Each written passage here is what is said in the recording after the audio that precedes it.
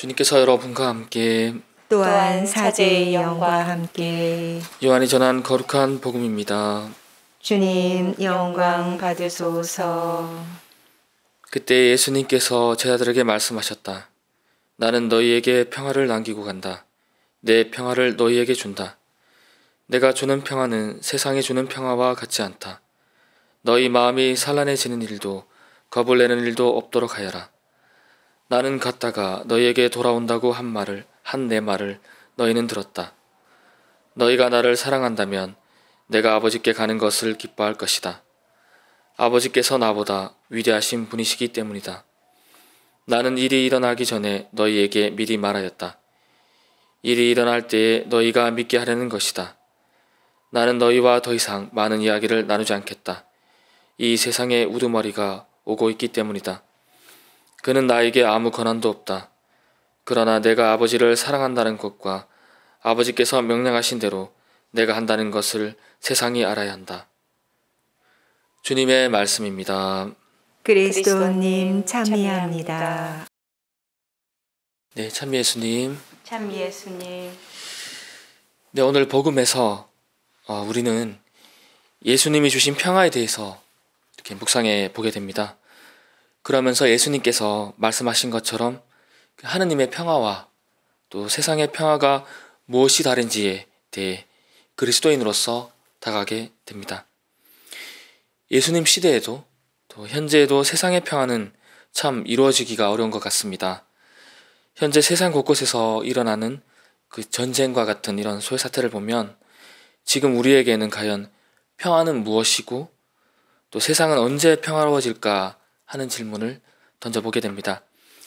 저는 사실 예수님 시대에도 이 평화를 갈망하는 유다 백성들의 모습을 떠올려보며 세상의 평화를 뜻하는 이 간용이라는 단어를 떠올려보게 되었습니다.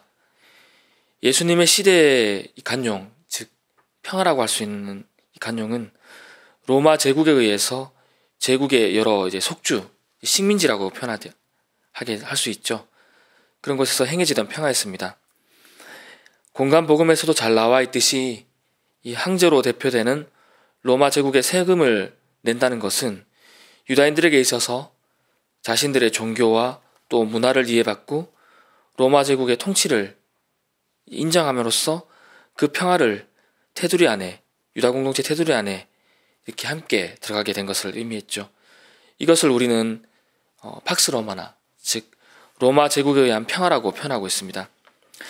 그렇다면 정말 이 로마 제국에 의한 평화가 당시 세상을 평화롭게 했는가 하는 의문을 또 질문을 던져보게 됩니다.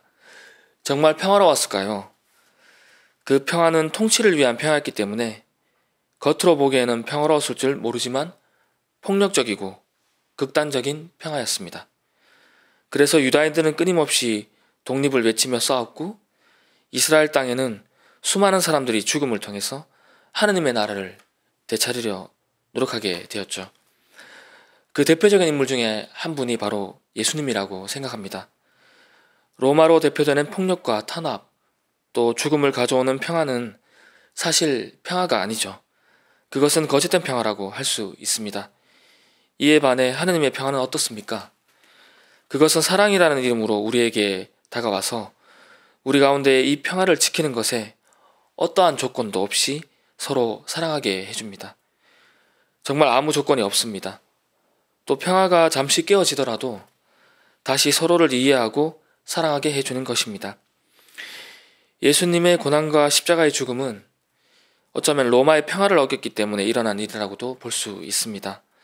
그러나 예수님께서는 자신을 죽음에 내몬 사람들에게 복수하시기보다 이를 용서해 주시고 그들을 위해 기도하셨음을 우리는 기억하고 있습니다. 이것이 오늘날 모든 그리스도인들이 배워서 실천해야 될 하느님의 사랑이자 평화입니다. 오늘 하루 이 평화를 마음에 품고서 우리가 함께 실천할 수 있는 하루가 되었으면 합니다. 아멘.